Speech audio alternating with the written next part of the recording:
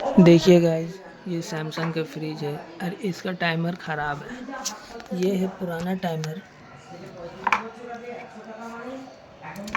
इसे हम लोग फेंक दे रहे हैं और उसके बदले में एक नया टाइमर लाए हैं।